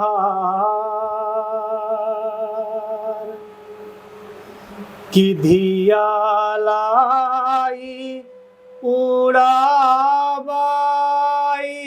धिया लाई बुड़ाबाई, धिया लाई चढ़ावे पहाड़। इस गीत के पीछे बड़ी कहानी है। एक गीत कहानी के एक कलाकार सिर्फ एक कलाकार होता है, वो अपनी कला में जीता है और उसी में मर जाता है। हमारा सौभाग्य है कि हम नरेंद्र सिंह को यहाँ पर बुला पाए, फिर बुलाएंगे, बार बार बुलाएंगे और आप सबको फिर से जितना हो सकेगा उतना लोग से रूबरू कराएंगे। देखते रहिए, सुनते रहिए हमारा ये यूट्यूब चैनल दोटू, और पेज को लाइक करिए, सब्सक्राइब करिए यूट्यूब चैनल को। और हम आपसे बहुत जल्दी मिलते हैं एक नई शख्सियत के साथ। फिर से मुझे कुछ कहना है। धन्यवाद।